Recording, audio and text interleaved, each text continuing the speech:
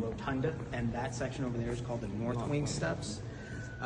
As you can see with the rotunda, we do have some of the founding fathers of Georgia on the walls, as well as these busts. And then above, we have founding fathers of America, or some of them.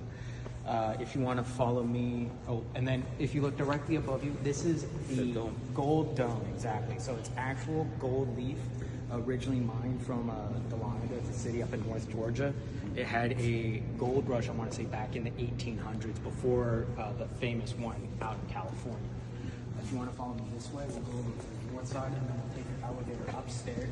King, he's a famous civil rights activist. Yes. So his portrait's hung up by then Governor Jimmy Carter, who became President of the United States, one of the only people from Georgia to become President of the United States.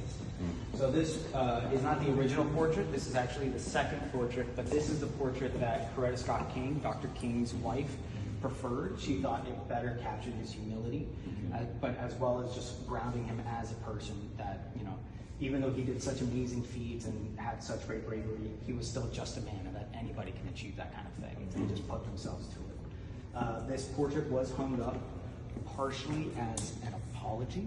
When Dr. King was assassinated, originally they were going to have a funeral procession going to Ebenezer Baptist Church, and that procession, originally they were going to try to get him to be lay in state, where they have the body here at the Capitol. It's an honor given to a lot of like elected officials from Georgia, as well as prominent figures of Georgian citizenry. The governor at the time was a strict segregationist, so he did not want to integrate black and white.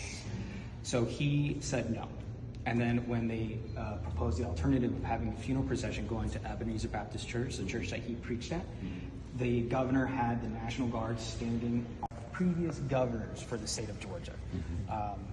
That man up there is Oglethorpe. He is the English explorer who found or settled Georgia before it became a state, back when it was just a colony. There's only one exception that occurred back in the early 1900s of the women's suffrage movement, trying to allow women the right to vote and expand some of their rights. So this is a Mary Latimer McLendon. She was a prominent women's rights advocate.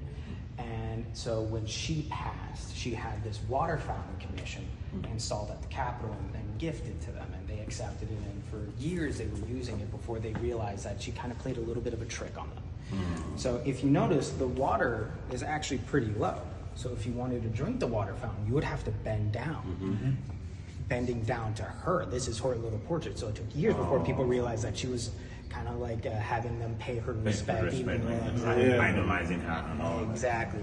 I can't get in life, I'll make sure I get African American elected to the Georgia State Senate since Reconstruction.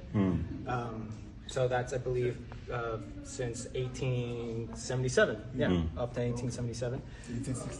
1865, 1877. Yes. So he was the first African American elected to the state Senate, and then from him, he assisted other African Americans get elected to other offices. He ran for mayor against. I am blanking. I know the Atlanta airport is personally named after him, Maynard Jackson. Yes, so he ran for mayor against Maynard Jackson, unfortunately lost, but they, he still used his position to assist other people to elevate the community and things like that.